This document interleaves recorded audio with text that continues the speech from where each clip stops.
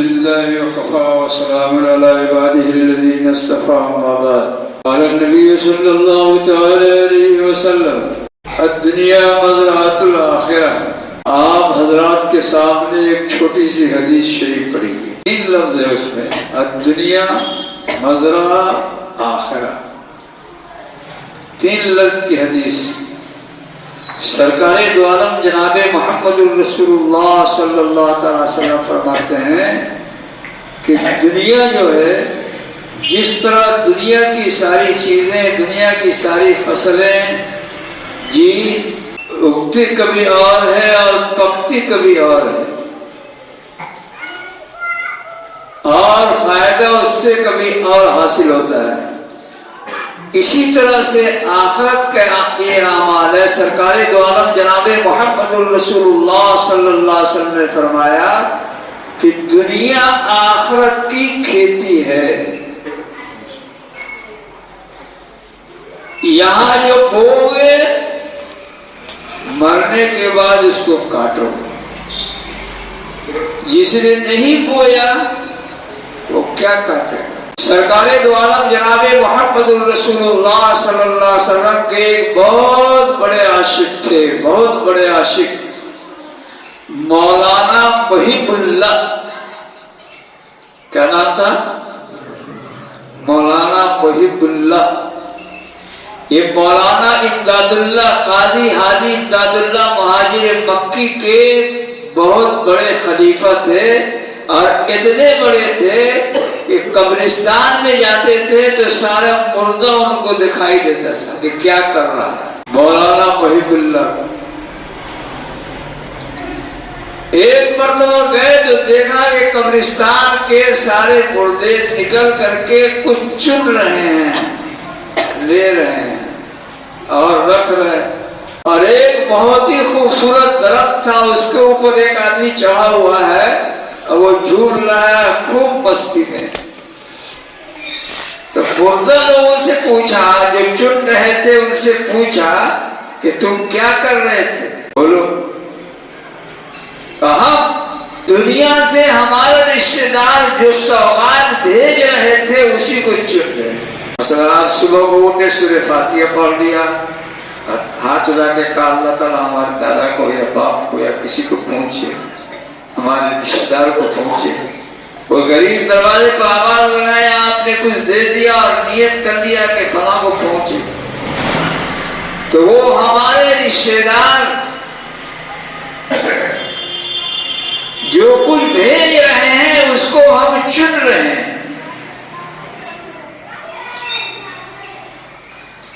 اور وہ درخت تو جو جھول رہا تھا مستی میں، اس سے پوچھا کہ یار تم کیوں نہیں چن رہے ہو؟ تمہارے کوئی بھیجنے والے نہیں ہیں؟ بھیجنے والے ہیں، لیکن ہمارا جو ہے نا تھوک کا تھوک آتا ہے، 1-2 کی ضرورت نہیں ہے. تھوک کا تھوک. کہا کہ ہاں. کہا کیسے؟ کہا فلاں بازار میں فلاں محلے میں جاؤ گے، ایک دکان ہے، اس میں ایک جوان ہے حافظ قرآن جو سامان بھی بیچتا ہے اور ہر دن 1 ختم قرآن بھیجتا ہے. تو ہم تو تھوک کے جمع کرنے والے ہیں، ہم کو 1-2 کو چننے کی ضرورت نہیں. صحیح بات ہے. آقا صلی اللہ علیہ وسلم نے فرمایا دنیا مزرعۃ الآخرہ، دنیا آخرت کی کھیتی ہے، جو یہاں بوگے وہاں چنو گے، وہاں لوگے وہاں حاصل کرو گے. صحابہ کرام نے، بزرگان دین نے، اولیاء کرام نے سمجھا، وہ لوگ لگ گئے اپنی کھیتی میں. ایک مرتبہ اعلان کیا سرکار دو عالم جناب محمد الرسول اللہ صلی اللہ علیہ وسلم نے، کل ہمارا قافلہ روانہ ہوگا، جس آدمی کو جنت حاصل کرنا ہے وہ مال جمع کرے. بہرحال سب اپنے اپنے گھر گئے. ایک صحابی نے تو کیا کیا، گھر کے اندر جتنا سامان تھا سب کو اکٹھا جمع کیا. آ رہے تھے تو راستے پر ایک پھکنی پکی ہوئی تھی جس سے آگ سلگاتے ہیں، تو اس کو بھی بغل میں رکھا. کچھ چھوڑا.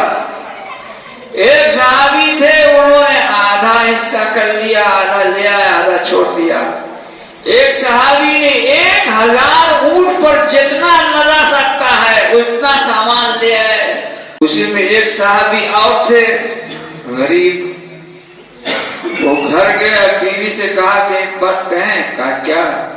اب صرف بیچ میں رات کا گیپ رہ گیا ہے.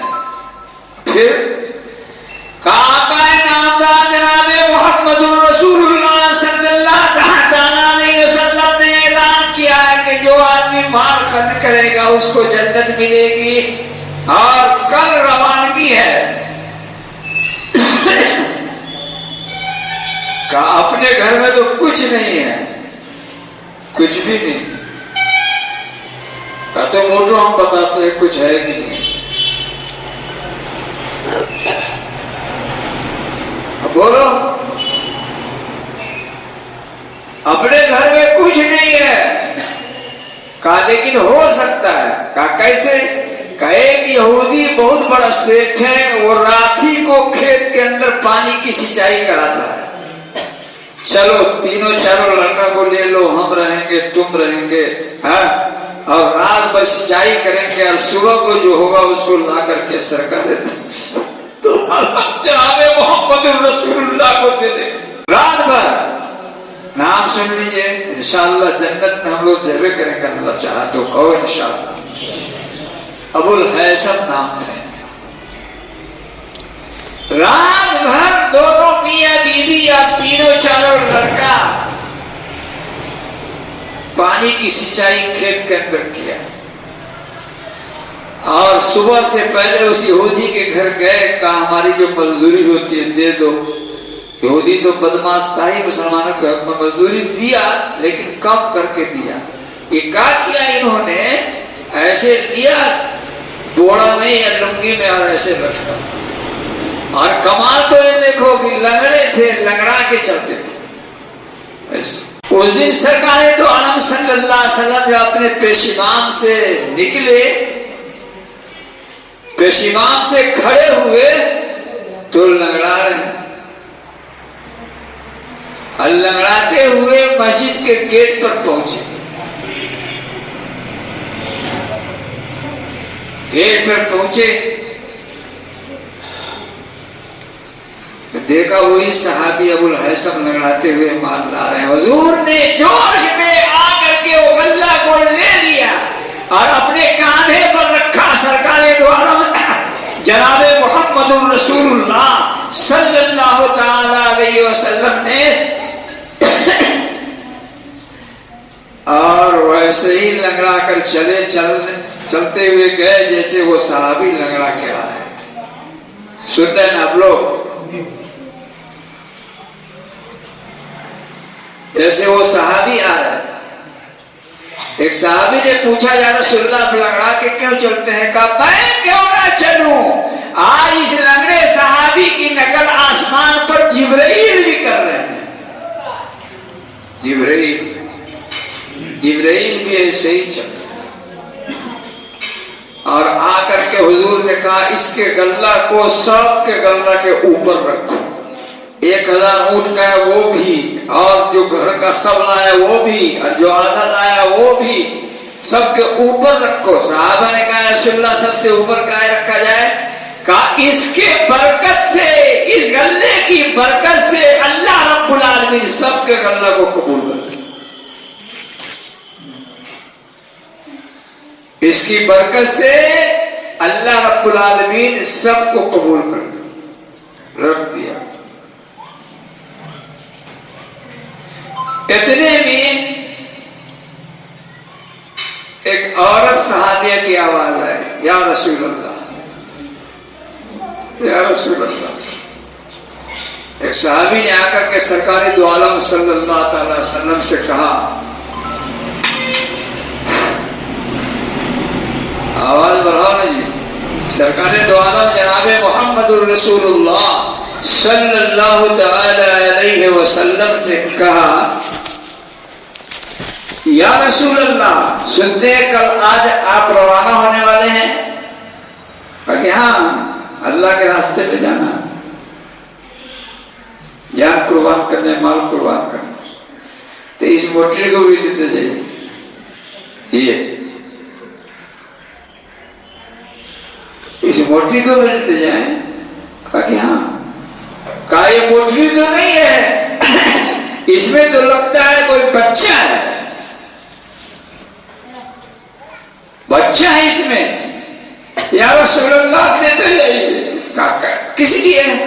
کہا جہاد میں لڑے گا نا اللہ کے راستے میں. اور یہ اس کو تو گود میں کھلانا پڑے گا، نہ کچھ کر سکتا ہے، نہ مسالہ پیس سکتا ہے، نہ تلوار اٹھا سکتا ہے، نہ لکڑی لا سکتا ہے، نہ تلوار چلا سکتا ہے. یہ کیا کرے گا؟ یا رسول اللہ صلی اللہ علیہ وسلم دے دیجئے. اور 3 مرتبہ ریپیٹ کیا لے لیجئے. جب حضور نے انکار کیا تو پھول پھول کے رونے لگی. یا رسول اللہ دے دیجئے، میرے اس بیٹے کو بھی قبول کر دیجئے یا رسول اللہ صلی اللہ تعالی علیہ وسلم. لے لیجئے.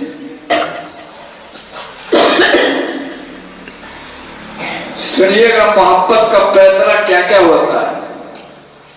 کہا اچھا ایک بات بتاؤ، تیرے بچے کو اگر ہم لے لیں تو یہ کیا کرے گا؟ تم ہم کو سمجھا دو تو لے لیتے. تیرے بچے کو اگر ہم قبول کر لیں تو یہ کیا کرے گا؟ تم ہم کو سمجھا دو تو لے لیتے ہیں. کہا یا رسول اللہ پہلے گود میں تو لیجئے. صحابی رضی اللہ تعالیٰ عنہ کا نام عمیر تھا. عمیر کیا تیرا مقدر تھا؟ حضور صلی اللہ علیہ وسلم کے گود میں تو 4 مہینے کی عمر میں پہنچ گیا. جی حضور صلی اللہ تعالی وسلم نے لے دیا. کہا بولو تیرا بیٹا کیا کرے گا؟ کیا کرے؟ اب میرا بیٹا آپ بھی جائیں گے نا؟ کہ ہاں میں بھی جاؤں گا.